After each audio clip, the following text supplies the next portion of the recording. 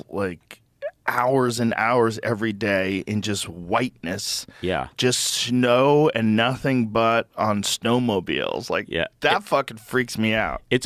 That was the best part about it, is just like the place. Sometimes hunting takes you to those really cool places that you never thought you'd go. Like, nobody goes above the Arctic Circle unless they're a scientist figuring out, global warming shit, or somebody going hunting. Because it's not, I guess there's a few people doing polar expeditions and things like that, but it's not a place you just go vacation. Is this from your Instagram? So this is what it's like out there? Oh, wow. So it's like little trailers out there? Yeah, you're essentially traveling on frozen ocean, and you look at the size of the Arctic, and it's like larger than North America. Is it really? For the most, I'm not sure exactly how big it is, but when you look at the whole Arctic Circle, that whole region, it is massive. Is it really larger than North America? Larger than the United States for sure. Wow. And so larger than the United States, and it's all I just guess it's snow? part of North America, so you can't really say it's larger than North America. Yeah, it's just wild. It's frozen snow, and then there's like the frozen ocean, and then there's islands in it that would be land. Kind of has some undulation in there, like little hills. And there's a Arctic hare just digging. It's like, what do they eat? Yeah. They eat the tundra, I guess. The Arctic hare and the ptarmigans, right? Yeah. Like, what do they eat? I don't know, just the grasses, seeds, just whatever pops up out of in little spots where they can find. Yeah. And it's not all, the thing about it is it's super windy all the time too, because there's nothing to stop the wind. So it's really cold, and then it's even colder because you get that wind chill. Oh. But that wind blows pretty fierce, and that wind's always moving the snow. So the snow's always there, but there would be like a lot of drifts, but it'll cause areas where there's maybe a hill to blow open. So that's what the muskox eat. That's what the Arctic hare. So you find like those kind of areas, and that there's food sources there. How crazy is that? You're relying on the wind to uncover the snow to give you enough food to sustain. It's wild. And then to sustain an animal that's that large, like as large as a muskox. Well, that gives me hope for Bigfoot. Yeah, exactly. When people say, what would they eat? Well, muskox live out in Antarctica. Yeah. The Arctic Circle, rather. The Arctic.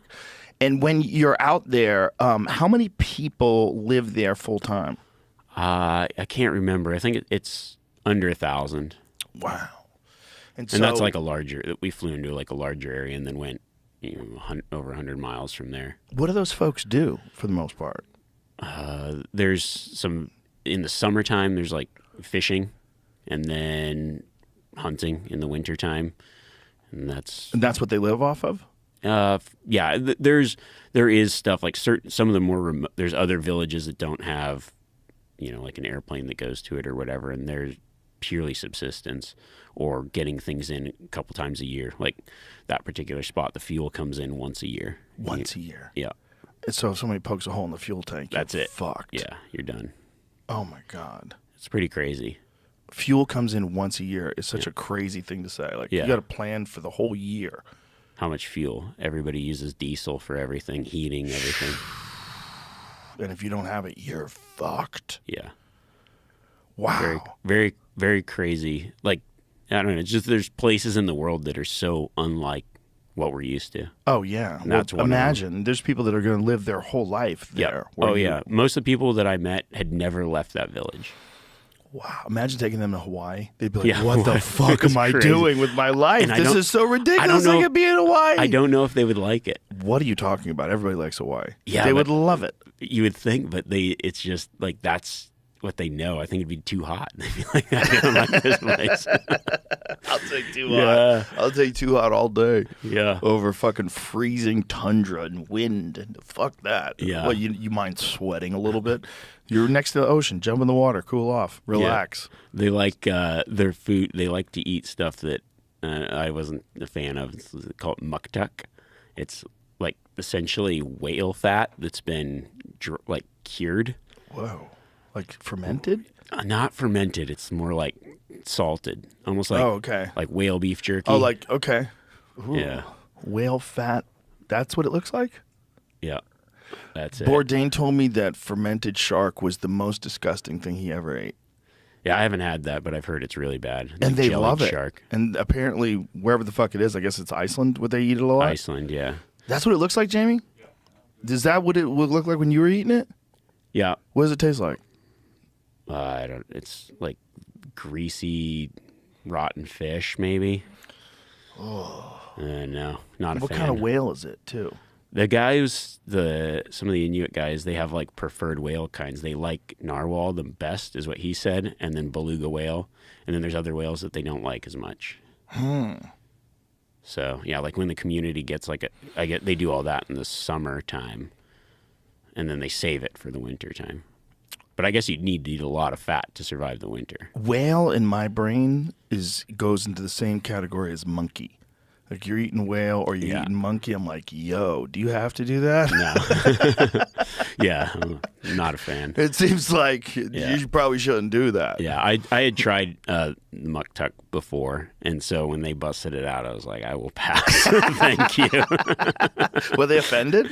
No, I think that they just didn't get it, Right. But like their whole culinary experience too is like we got the muskox, and it was really good meat, and I cooked it up with some like garlic and canned mushrooms in a pan and do it how I like medium rare, and it was phenomenal.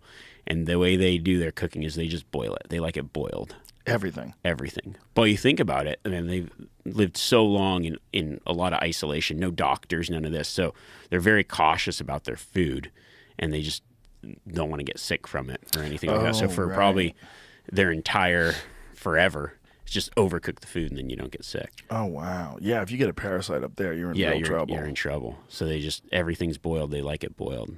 Well, I guess if you drink the broth too, you know, it's like a soup.